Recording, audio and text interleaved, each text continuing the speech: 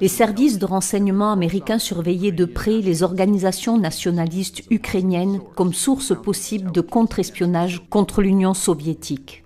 Les documents de la CIA qui viennent d'être déclassifiés montrent les liens étroits et durables entre les services de renseignement américains et les nationalistes ukrainiens depuis 1946. D'après le rapport de l'agence de la CIA, il est clair qu'ils ne se sont pas trompés sur la nature des organisations nationalistes ukrainiennes ou sur leur chef, Stefan Bandera lui-même.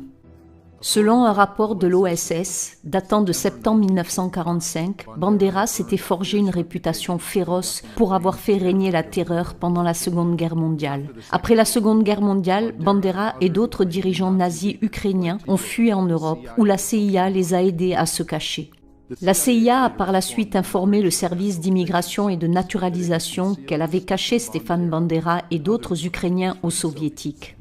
Les opérations impliquant des Ukrainiens se sont poursuivies pendant de nombreuses années. Le procès de Nuremberg de 1945 et 1946 ont traduit en justice les dirigeants politiques, économiques et militaires de l'Allemagne fasciste et ont révélé au monde le visage monstrueux du nazisme et les crimes qu'ils ont commis. Mais les nazis ukrainiens n'ont pas connu le même sort et certains se sont même vus accorder des indulgences par la CIA.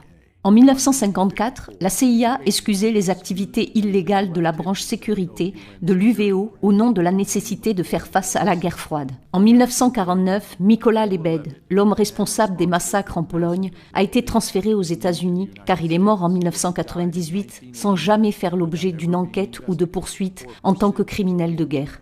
En 1952, la CIA a pris des mesures pour protéger le leader nationaliste ukrainien Mykola Lebed d'une enquête criminelle menée par le service d'immigration et de naturalisation. Peut-être que Bandera avait perdu son utilité pour les États-Unis ou peut-être que les agents du KGB ont été plus malins que la CIA, mais en 1959, Stefan Bandera, le leader des nationalistes ukrainiens, a été tué à Munich où il se cachait sous le nom de Stefan Popol. Il serait juste de dire que Bandera est devenu un symbole majeur du nationalisme ukrainien par pur hasard, car il n'était ni son seul leader, ni le plus puissant. Dmytro Dontsov était le père de la doctrine totalitaire d'extrême droite en Ukraine. Andriy Melnik était le chef d'une autre faction de l'UVO. Roman Shukevich était le général de l'armée insurrectionnelle ukrainienne et d'autres ont largement contribué au mouvement. La dangereuse idéologie de Bandera, réprimée par les autorités communistes mais soutenue par des forces extérieures, n'est jamais vraiment morte. Les graines du nationalisme ukrainien ont été transmises de génération en génération. Malheureusement, ce n'était qu'une question de temps avant qu'elles ne s'épanouissent à nouveau. En 1954, le territoire de l'Ukraine s'est encore élargi lorsque Nikita Khrouchtchev, le dirigeant de l'URSS et ukrainien lui-même, a généreusement donné la région de Crimée à l'Ukraine. Une fois lancée, une guerre ne choisit pas ses victimes. Nous apprenons à l'instant que la Malaysian Airlines vient de confirmer qu'elle a perdu le contact avec l'un de ses avions. L'avion a en effet été abattu par un missile alors qu'il volait à haute altitude au-dessus de l'est de l'Ukraine, près de la frontière russe. On craint que le nombre de victimes s'élève à 298, toutes mortes. C'était un meurtre, c'était un crime. Il y a eu cette étrange nonchalance à chercher des réponses. Il y a eu un rapport très limité, publié quelques mois après l'événement. Mais depuis, ils ont dit que le prochain rapport serait pour le premier anniversaire de l'événement. Mais vous traitez une enquête criminelle avant qu'elle ne devienne une affaire classée. Il y a donc eu cet élément curieux. Pourquoi n'y a-t-il pas une plus grande pression de la part des médias et des gouvernements occidentaux pour répondre à ces questions ? Mais même sans réponse, les doigts ont été pointés immédiatement. Ce n'est pas un accident qui se produit en raison du soutien russe.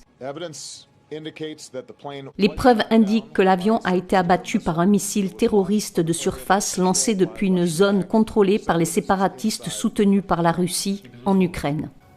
Et certainement, l'État sur le territoire duquel cela s'est produit porte la responsabilité de cette horrible tragédie. Le Boeing malaisien n'est pas le premier avion à jouer un rôle important dans les relations américano-russes. Le 1er septembre 1983, le vol 7 de Korean Airlines, reliant New York à Séoul via Anchorage, a été abattu par un avion d'interception soviétique au-dessus du territoire de l'URSS dans la mer du Japon. Il n'y avait absolument aucune justification, ni juridique ni morale, à ce que les Soviétiques ont fait. La tragédie du Boeing coréen a été considérée comme une occasion parfaite pour démontrer la puissance militaire de l'OTAN dans une proximité dangereuse avec les Soviétiques. Le 2 novembre 1983, l'OTAN a lancé Abel Archer, un exercice de poste de commandement de 10 jours, simulant une escalade du conflit, aboutissant à une attaque nucléaire. Il a été suivi par le placement de 2 missiles nucléaires Pershing en Europe. Ce que Reagan n'a pas pris en considération, c'est la réaction paranoïaque excessive des Soviétiques. Un rapport récemment déclassifié des services de renseignement américains montre que pour la première fois depuis la crise des missiles de Cuba, le monde était à 2 doigts de la guerre nucléaire.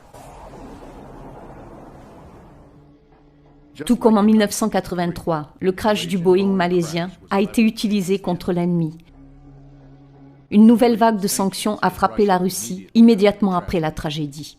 Les États-Unis imposent de nouvelles sanctions dans les secteurs clés de l'économie russe. Presque 1 an et 3 mois plus tard, le Conseil de sécurité néerlandais a publié un rapport. Mesdames et messieurs, le vol MH17 s'est écrasé à cause d'une ogive de 9M314M1 qui a explosé à l'extérieur de l'avion au-dessus du côté gauche du cockpit. Le rapport n'accusait aucun groupe ou personne en particulier et estimait qu'une zone très large de 320 km était la zone dans laquelle le missile avait été tiré. Dans le même temps, le fabricant russe des missiles Buk a mené sa propre enquête indépendante.